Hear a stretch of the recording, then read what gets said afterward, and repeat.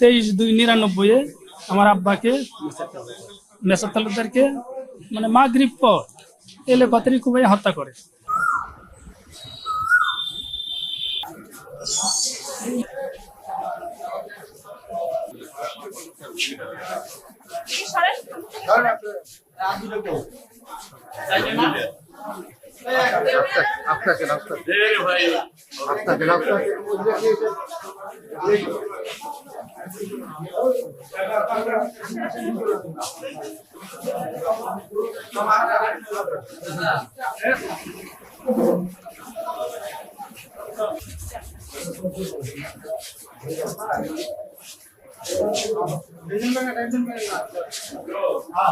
তেইশ 2/99 আমার আব্বাকে মেসার তালুকদারকে মানে মাগরিব পর এলে পাতারি কুবাই হত্যা করে।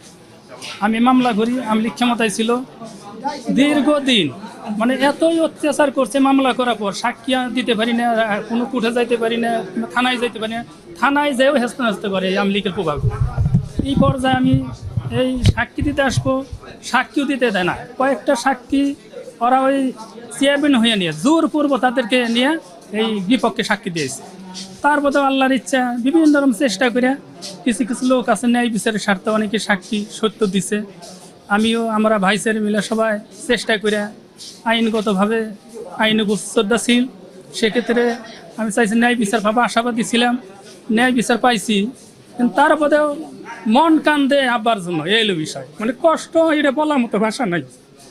যে রায় পাইছি, রায়ে সন্তুষ্ট, কিন্তু আব্বাকে যা হয়েছে আব্বাকে তো ফিরে পাবো না, এটাই বড় কষ্ট আর কি। আজকে মাননীয় অতিরিক্ত জেলা দায়রা জজ আদালত 3 আদালতে মামলা নম্বর 126/2002 সালে একটা মামলা, যার ধারা 302/34, এই মামলাটা আজকে রায় হয়েছে। এই মামলাটায় মোট সাক্ষী 16 জন সাক্ষী উপস্থাপন হয়েছে এবং মাননীয় আদালত প্রত্যেকটা সাক্ষী সাক্ষ্য পুঙ্খানুপুঙ্খানু বিশ্লেষণ করে দেখা গেছে যে রাষ্ট্রপক্ষ এই মোকদ্দমায় আসামিদের বিরুদ্ধে 302/34 প্রমাণ করতে সক্ষম হয়েছে।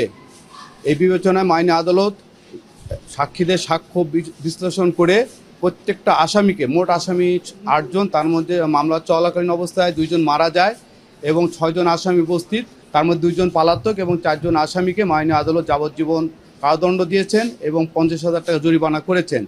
এবং রাষ্ট্রপক্ষ যেই মামলা প্রমাণ করতে সক্ষম হয়েছে এবং এখানে যে আইনের যে শাসন প্রতিষ্ঠিত হয়েছে, রাষ্ট্রপক্ষ এই রায়ে অত্যন্ত খুশি এবং আজকে যে বাদী আছে তারাও এই রায়ে অত্যন্ত খুশি।